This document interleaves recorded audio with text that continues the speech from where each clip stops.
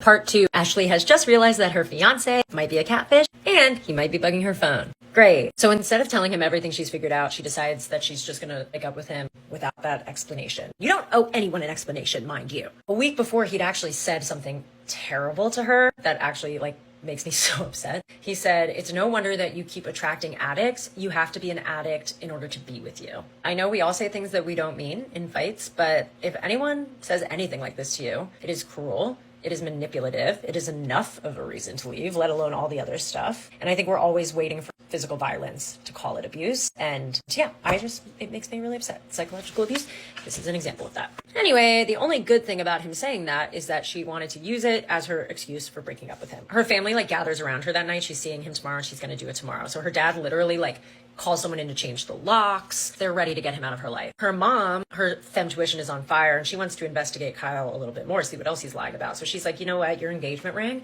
I have a feeling it's valued for much less than he said it is. We should get it appraised. They discuss plans to do this during the lunch break at work the next day, and they discuss the plans face to face, not over text, not on the phone, face to face, in her parents' house. Next day, lunch break of work, Ashley goes, picks up her mom, and they're on their way to get the ring appraised. Kyle texts her, "Hey, I want to talk to you about your ring.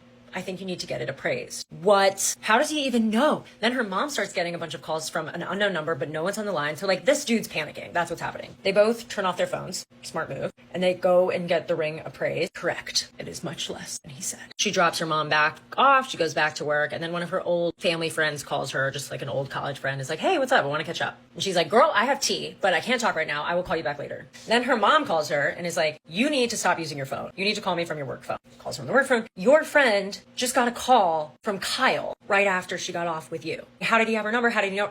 He's obviously looking at her phone, and he probably called her to see who she was talking to. Ashley's like, "What do I do?" The workday's over, and she looks at Kyle's location, and he's halfway to her house. She calls her sister and her brother-in-law because they're the closest people to her house, and she's like, "I think you need to come over. I'm gonna break up with Kyle, and I need someone to be there." So Kyle turns up, and her brother-in-law is the only one that could come. They're all outside, the three of them. Kyle's like, "Are we breaking up?" She says yes, because of what he said to her. And he says, "Okay, well, I just want my deer head and my guns." So he was an avid hunter. So I guess at her house, he had some guns and a deer head rack thing.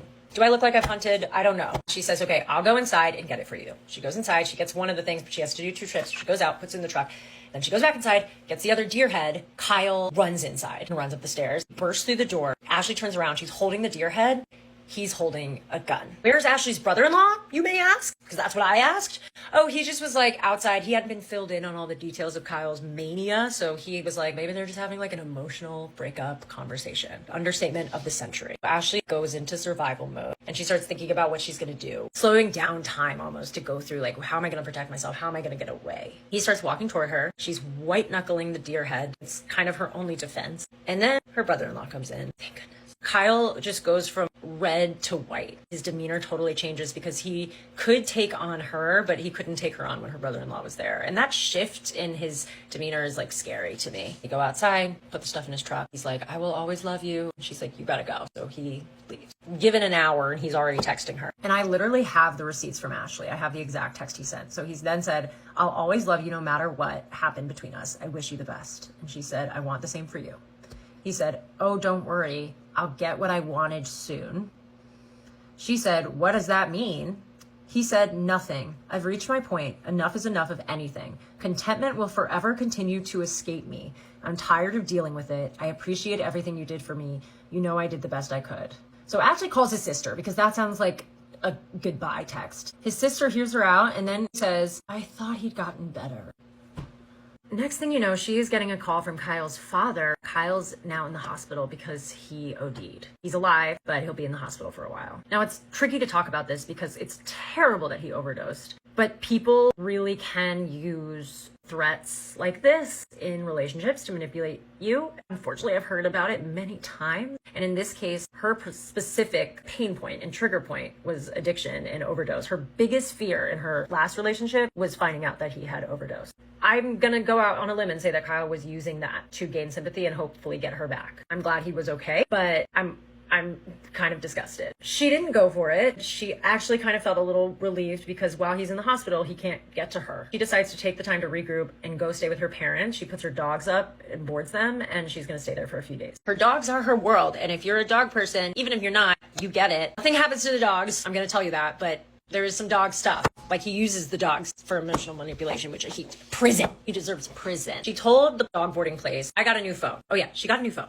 That's good information because he was like on her other phone. So she's like, I have a new number. I have a new phone. Don't call the old phone, because the old phone was still active because she didn't want him to know she got a new phone. She's staying at her parents and she gets a call on the old phone, the Kyle phone. Caller ID says the place where the dogs are boarded. She's like, what the heck? I just told you not to call this number. But she answers and she hears, hey. And she's like, Kyle? And he says, yes. So Kyle got an app to pretend his caller ID was the place where her dogs were and use that to get to her. Not okay. Like, imagine that feeling, because she was like, is he at the boarding place? Is he gonna get my dog?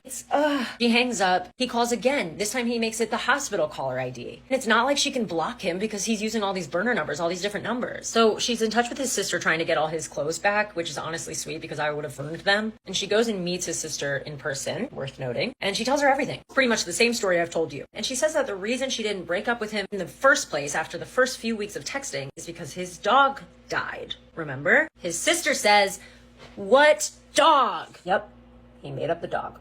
He made up the dog so that she would feel bad for him and give him a second chance. And then he killed the made up dog. Unfortunately, the story is not over. Okay, I'm making another part.